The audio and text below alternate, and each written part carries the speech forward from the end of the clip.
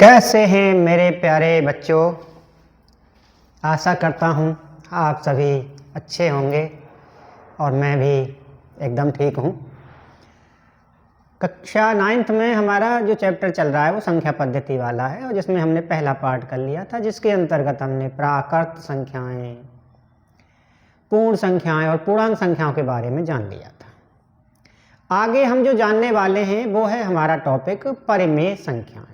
ठीक है, परिमेय संख्याएं क्या होती हैं, परिभाषा भी जानेंगे और उसका पूरा कॉन्सेप्ट जानने की कोशिश करेंगे।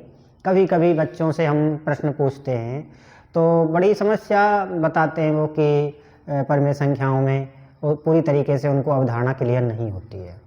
ठीक है, तो कोशिश करेंगे कि आपको पूरा जो अवधारणा है, पूरा जो कॉन्सेप्ट है वो समझ में आ जाए। बस इतना तो बता देते हैं कि PYQ के रूप में लिखा जा सकता है। अब कौन कौन सी संख्याएं हमारी PYQ के रूप में लिखी जा सकती हैं, उन सभी चीज़ों को जानेंगे। तो आइए बच्चों जानते हैं। सबसे पहले हमने लिखा परिमेय संख्या। ठीक है, तो चलो परिमेय संख्याओं के बारे में आपने क्लास 7th से ही स्टार्ट किया है, 8th में भी जाना है।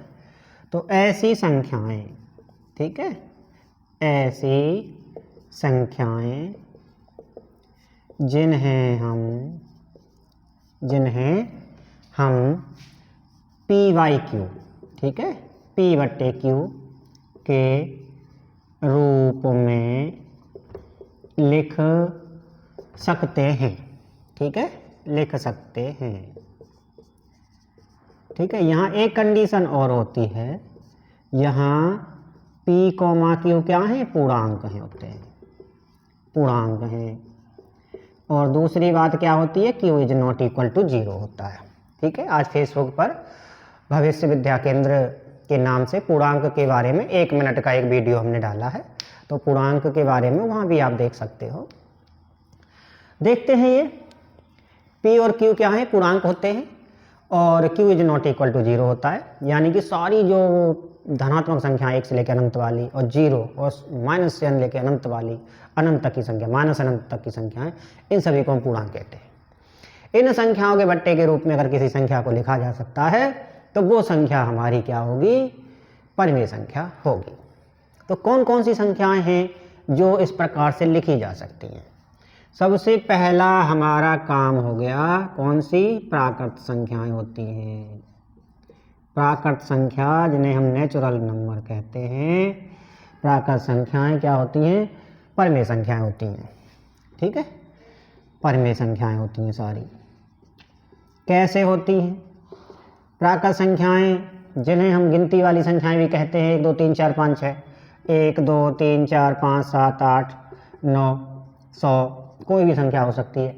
तो ये P/Q के रूप में लिखी जा रही है, नहीं लिखी जा रही है, देख लेते हैं, चेक करते हैं। तो 1/1 लिखेंगे तो संख्या पे कोई फर्क थोड़ी पड़ा है। एक पूर्णांक हमारा ऊपर हो गया, एक पूर्णांक नीचे हो गया, P ऊपर हो गया, Q नीचे हो गया, और ये इसमें कोई दिक्कत नहीं है हमारी। तो ये सारी प्राकृतिक संख्याएं क्या होती हैं, हमारी परिमेय संख्याएं होती हैं। 2/1 लिख दिया, 7/1 लिख दिया, संख्या पे कोई फर्क थोड़ी पड़ा, PYQ के रूप में लिख गई संख्या। जो संख्या PYQ के रूप में लिखी जा सकती है वही संख्या हमारी क्या होती है, परिमेय संख्या होती है। पहली भी चीज़ समझ में आ गई आपको। दूसरी चीज़ होती है पूर्ण संख्याएं, और पूर्ण संख्याएं 0 से लेकर कहाँ तक चलती हैं, अनंत तक चलती हैं। और 0 के नीचे 1 लिख सकते हैं, बिल्कुल लिख सकते हैं। 0 के लिए जो करते हैं तो कितना आ जाता है, 1 आ जाता है। और ये कह भी रहा है कि P और Q पूर्णांक हैं, Q is not equal to 0, P 0 होगा, कोई फर्क नहीं पड़ेगा, ऊपर वाला 0 हो सकता है। तो यहाँ से दूसरी हम जो लिखेंगे, शून्य को लिख देंगे, क्योंकि प्राकृत संख्याएं और पूर्ण संख्याओं में बस इतना ही अंतर होता है कि 0 उसमें बढ़ जाती है। ठीक है, समझ आ गया। अब इसके बाद हमारी जितनी भी ऋणात्मक संख्याएं होती हैं, ठीक है, पहले देखो हमने पूर्णांक की बात कर रहे हैं, संख्या रेखा बना दी, ये 0 1 2 3 4 5 6, ये अनंत तक सारी संख्याएं हो गई हैं। तो ये तो सारी क्या हो गई, हमारी परिमेय संख्या हो चुकी हैं। अब बची हमारी -1 -2 -3 -4 -5 और ये माइनस अनंत तक, ये वाली संख्या बची। क्या ये संख्याएं भी हमारी पूर्णांक परिमेय संख्याएं होंगी? तो बिल्कुल होंगी। क्यों होंगी? क्योंकि जैसे मान लीजिए एक संख्या हमारे पास में -4 है। क्या है? -4 है। -4/1 लिख दिया, संख्या पे कोई फर्क थोड़ी पड़ा है ना। तो इसलिए ये भी हमारी क्या होगी? परिमेय संख्या होगी। -7 लिख दिया है या माइनस हमने 9 लिख दिया है, ये सारी संख्याएं हमारी क्या होती हैं? परिमेय संख्याएं होंगी। तो प्राकृत संख्याएं सारी हो गई, शून्य हो गया और सभी ऋणात्मक संख्याएं। ठीक है, सभी ऋणात्मक संख्याएं भी हमारी क्या होंगी? परिमेय संख्याएं होंगी। सभी ऋणात्मक संख्याएं या सभी ऋणात्मक पूर्णांक लिख दो, है ना। सभी ऋणात्मक पूर्णांक भी हमारे क्या होंगे? परिमेय संख्या होंगे। यहाँ तक तो हमारी समझ में आ गया। अगर इतना ही है तो फिर इसकी अलग की क्या आवश्यकता है? इसके आगे भी बहुत सारी संख्याएं होती हैं। ठीक है, कौन कौन सी हो सकती हैं? देखिए, जैसे 1/2 लिख दिया हमने, एक संख्या, एक पूर्णांक ऊपर ले लिया, एक पूर्णांक नीचे ले लिया, यानी जितने ये पूर्णांक हैं, इनफाइनाइट, अनंत पूर्णांक जो दिए गए हैं, इनको बट्टे के रूप में लिख सकते हो, है ना। एक संख्या ली हमने, सिर्फ एक ली, ठीक है। अब इस संख्या को हम 1/1 तो लिख ही सकते हैं, लेकिन 1/2 लिख सकते हैं, 1/3 लिख सकते हैं, 1/4 लिख सकते हैं, 1/5 लिख सकते हैं, 1/6 लिख सकते हैं, 1/7 लिख सकते हैं, 1/8 लिख सकते हैं, 1/100, 1/करोड़ लिख सकते हैं, 1/अनंत तक जो जितनी भी संख्याएं हम लिखना चाहें लिख सकते हैं। तो यहाँ से आपको समझ में आ रहा होगा कि बहुत सारी संख्याएं हम परिमेय संख्याओं के रूप में लिख सकते हैं। ये तो एक की बात करी हमने, अब हम माइनस की बात कर लेते हैं, -1 की बात कर सकते हैं, ऐसे ही -5 की बात कर सकते हैं, और ऐसे ही क्या नाम है, हम बहुत सारी परिमेय संख्याओं को लिख सकते हैं। तो ये होती हैं हमारी परिमेय संख्याएं जो अनंत, है ना। ये जो संख्या रेखा है, इस संख्या रेखा पर अगर हमने पूर्णांकों को दिखाया है तो ये पूर्णांक संख्या रेखा कहलाती है। और इसी संख्या रेखा पर अगर हम सारी परिमेय संख्याओं को दिखाना चाहेंगे तो हमारी परिमेय संख्याओं के लिए संख्या रेखा कहलाएगी। तो जैसे 1 और 2 के बीच में भी हमारी कितनी संख्याएं होती हैं? अनंत होती हैं। अगली एक्सरसाइज में हम जानेंगे। तो मेरे ख्याल से मैं ये मान के चलता हूँ कि आपको सारी परिमेय संख्याओं के बारे में जानकारी हो गई है। ठीक है, समझ में आ गया, कोई दिक्कत नहीं है। अब हम आगे चलते हैं अपरिमेय संख्याओं के बारे में। ठीक है, एक चीज़ ध्यान रखना, यहाँ से आपको एक चीज़ समझ में आ रही होगी कि 1/0 अगर करेंगे तो ये हमारी परिमेय संख्या नहीं होगी, क्योंकि यहाँ पर ये कह रहा है ना Q = 0, Q 0 नहीं होना चाहिए। अच्छा, मैं जैसे थोड़ा सा साइड में आता हूँ तो तब तक आप वीडियो को रोक करके और उसको राइट डाउन कर सकते हैं। जैसे मैं इधर आया, वीडियो रोका आपने, तुरंत लिखना शुरू कर दिया। ठीक है, चलो।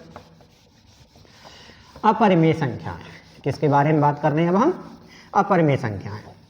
तो भाई सीधी सी बात है, परिमेय की बात हमने कर ली है, अपरिमेय की बात है। तो ये कुछ शब्द ऐसे होते हैं कि जिसमें क्या करते हैं, हम कोई अलग वर्ड लगा देते हैं उसके आगे, तो उसका विलोम हो जाता है। जैसे यश है, क्या है? यश की बात करते हैं हम, तो यश के आगे हमने क्या लगा दिया? अप लगा दिया, तो क्या बन गया? अप यश बन गया। तो अब ये यश का क्या हो जाता है? उल्टा हो जाता है ना। इसी प्रकार परिमेय के अंदर आगे हमने एक अक्षर जोड़ दिया, अपरिमेय, तो इसका मतलब ये परिमेय का क्या हो जाता है? उल्टा हो जाता है, यानी जो संख्या हमारी परिमेय संख्या नहीं होगी। ठीक है, जो संख्या हमारी परिमेय संख्या नहीं होगी उसे हम क्या कहेंगे? अपरिमेय संख्या कहेंगे। ठीक है, तो ऐसी संख्याएं जिन्हें हम PYQ के रूप में, और बस इतना जोड़ा जाता है, नहीं लिख सकते हैं, नहीं लिख सकते हैं, अपरिमेय संख्याएं कहलाती है, अपरिमेय संख्याएं कहलाती हैं। ठीक है, अच्छा, अब कौन कौन सी संख्याएं हमारी अपरिमेय संख्याएं होंगी? तो पहली बात तो आप ये मान के चलिए कि जो हमारी पाई होती है, ठीक है, पाई ये ग्रीक यानी यूनान में अल्फ़ाबेट है। जैसे हमारे यहाँ जो अल्फ़ाबेट होता है अ से लेके ज्ञ तक होता है, अंग्रेजी में अल्फ़ाबेट ए से लेके जेड तक होता है, वर्णमाला। तो वही ग्रीक में जो अल्फ़ाबेट है उसमें उससे एक अक्षर लिया गया पाई, और ये पाई जो है वृत्त की परिधि और व्यास के अनुपात के रूप में इसे परिभाषित किया गया है, ठीक है। और लिखते भी हैं, जैसे हम वृत्त की परिधि निकालते हैं 2 पाई आर, या वृत्त का क्षेत्रफल निकालते हैं तो पाई आर स्क्वायर, तो ये वही पाई है। तो ये पाई एक हमारी क्या होती है, अपरिमेय संख्या होती है, ठीक है, पहली बात। दूसरी बात, जैसे हम वर्गमूल निकालते हैं, क्या निकालते हैं, वर्गमूल निकालते हैं, तो वर्गमूल 4 का मान कितना आ जाता है, 2 आ जाता है। अब वर्गमूल 3 का मान है, वर्गमूल 4 का मान है, वर्गमूल 5 का मान है, ठीक है। ये सारे एक दशमलव जो ऐसे होते हैं, जब इनका हम लिखते हैं 1.732, ऐसे ही 1.414, ऐसे ही √5 का भी हम निकालते हैं, ठीक है। तो ये एक दशमलव प्रसार ऐसा आता है जो न तो रुकता है और ना ही रिपीट होता है, ना ही इसमें आवृत्ति होती है अंकों की। तो ऐसे दशमलव प्रसार आते हैं, और इन सभी जो हमारी आती हैं संख्याएं, इन सभी संख्याओं को हम क्या कहते हैं, अपरिमेय संख्या कहते हैं। जैसे नंबर 2 की हमारी कौन सी संख्या हो गई, √2 हो गया है, √3 हो गया है, √5 हो गया है, √7 हो जाता है, √11 हो जाता है। इसी प्रकार से बहुत सारी संख्याओं को हम क्या कहते हैं, अपरिमेय संख्याएं कहते हैं। इसके आगे वाला जो पार्ट है उसमें हम दशमलव के प्रकार के बारे में पढ़ेंगे, ठीक है। उससे और आपका कॉन्सेप्ट क्लियर हो जाएगा कि दशमलव के प्रकार क्या क्या होते हैं, और उसके आधार पर आप बता देंगे कि ये संख्या हमारी परिमेय होगी और ये संख्या हमारी अपरिमेय होगी। इसके साथ ही साथ एक्सरसाइज में हमारे प्रश्न भी हैं, कुछ सवालों को दिया गया है, उसमें कहता है कि 2 अंक दिए गए हैं, इन दोनों अंकों के बीच में परिमेय संख्या बताइए कितनी, 5 निकलवा सकता है, 6 निकलवा सकता है। इसके साथ ही साथ वो अपरिमेय संख्याओं भी निकलवा सकता है 2 अंकों के बीच में, 2 अपरिमेय संख्याओं के बीच में भी अपरिमेय संख्या निकलवा सकता है, 2 परिमेय संख्याओं के बीच में भी अपरिमेय संख्या निकलवा सकता है। तो ये बहुत सारी चीज़ें हैं, क्रम बाय क्रम पढ़ेंगे। शुरुआत में हमने थोड़े से वीडियो बड़े बड़े बना दिए थे, तो हमें थोड़ा सा रियलाइज हुआ कि इतनी देर बच्चा पढ़ने में थोड़ी सी प्रॉब्लम फील करता है, तो अब हम जो वीडियो की लेंथ है उसको छोटी रखेंगे, और बस आप चाय पीते रहिए और गणित सीखते रहिए, और हर एक अवधारणा को आप अच्छी तरीके से समझेंगे, ऐसा मेरा विश्वास है। और इसी के साथ हम अगला पार्ट अब बाद में पढ़ेंगे। धन्यवाद।